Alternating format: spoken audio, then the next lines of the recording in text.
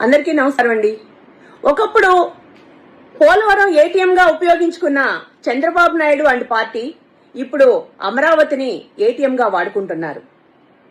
ఈ కూటమి ప్రభుత్వం అధికారంలోకి వచ్చిన తర్వాత అమరావతిని డెవలప్ చేస్తామని చెప్పి ఇంతకు ముందే 50,000 ఎకరాలు సేకరించి వాటిని కనీసం 10% కూడా డెవలప్ చేయకుండా మరొక 50,000 ఎకరాలు రైతుల దగ్గర నుంచి తీసుకోవాలని ఎంతో దుర్మార్గంగా ఆలోచిస్తున్నారు.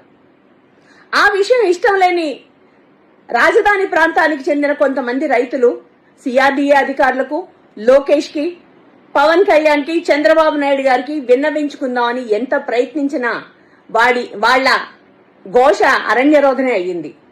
అందుకోసమని చెబితే చేస్తాడు ఖచ్చితంగా అన్న నమ్మకంతో మాజీ ముఖ్యమంత్రి శ్రీ వైఎస్ జగన్మోహన్ రెడ్డి గారిని కలిసి వాళ్ల బాధను విన్నవించుకున్నారు. వాళ్ల బాధ విన్న జగన్మోహన్ రెడ్డి గారు వెంటనే ఒక కమిటీని ఏర్పాటు చేసి దానికి సంబంధించిన లీగల్ టీంను కూడా ఏర్పాటు చేసి మీరేం బాధపడకండి, మీకు అండగా మా వైఎస్ఆర్సీపీ పార్టీ ఉంటుంది అని భరోసా ఇచ్చి వాళ్ళని పంపించారు.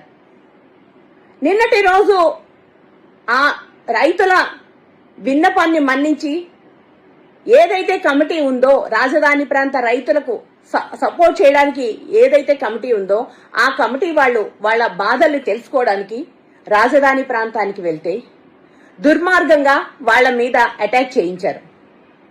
చంద్రబాబు నాయుడు గారు, మిమ్మల్ని మేము ఒకటే అడుగుతున్నాం, నిజంగా ఈ రాజధాని పేరుతో మీరు ఏ విధమైన దోపిడీ చెయ్యకపోతే, ఏ విధమైన దుర్మార్గపు చర్యలుకి పాల్పడకపోతే, మా నాయకులు వెళితే మీకేంటి బాధ?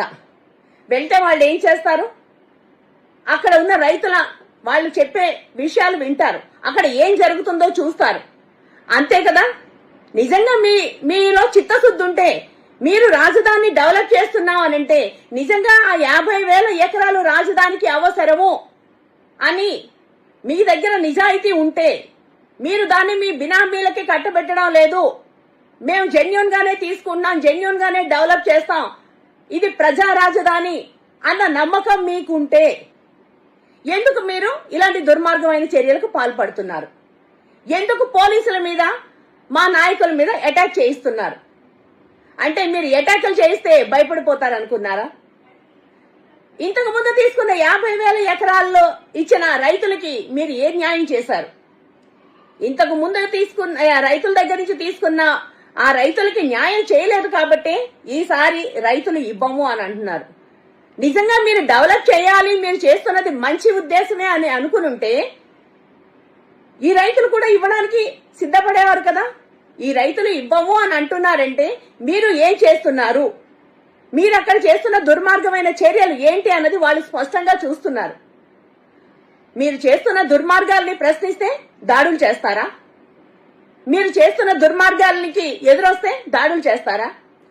అమరావతిలోని ముంపు ఉంది, ఆ ముంపుకి ఖచ్చితంగా రిజర్వాయర్ కట్టాలని మీరే కోట్లు దోచుకుంటున్నారు. ఒకవేళ నీళ్లు నిండిపోతుంటే మీరు తీసుకున్న పొలాల్లోని ఆ నీళ్లని ఎవరైతే పొలం ఇవ్వము అని అంటున్నారో ఆ రైతుల పొలాల్లోకి తోలించేసి వాళ్ళకి పంటలు పండించుకోవడానికి అనువుగా లేకుండా చేస్తున్నారు. ఇవన్నీ నిజం కాదా? మీరు చేస్తున్న దుర్మార్గమైన చర్యలు నిజం కాదా? అంటే మీ దుర్మార్గాల్ని ప్రశ్నిస్తే దాడులు చేయిస్తారా? దాడులు చేయిస్తే వైఎస్ఆర్సీపీ వాళ్ళు భయపడిపోతారని అనుకున్నారా?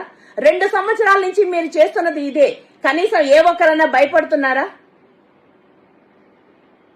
మీ బాలకృష్ణ చెప్పిన డైలాగే, కొట్టే కొద్దీ మీకు అలుపు వస్తాదేమో గానీ మాకు ఊపు వస్తుంది, మీరు కేసులు పెట్టే కొద్దీ మీకు అలుపు వస్తాదేమో గానీ మాకు ఇంకా ఉత్సాహం వస్తుంది, ఇంకా ప్రజలకు మంచి చేయాలన్న ఆలోచన కలుగుతుంది. అది మా జగన్మోహన్ రెడ్డి గారు మాకు ఇస్తున్న స్ఫూర్తి. ప్రజలకు మంచి చేసే క్రమంలో ఒక రాయి దెబ్బ తినొచ్చు, ఒక కత్తిపోటు పడొచ్చు, కానీ అల్టిమేట్ గా ప్రజలకు న్యాయం చేయాలని మా నాయకుడు మాకు నేర్పించాడు. ఈ దుర్మార్గపు చర్యలు ఎంతో కాలం సాగవు. మీరు చేస్తున్న దుర్మార్గాలకి చరమగీతం పాడే రోజులు దగ్గరలోనే ఉన్నాయి. జాగ్రత్త.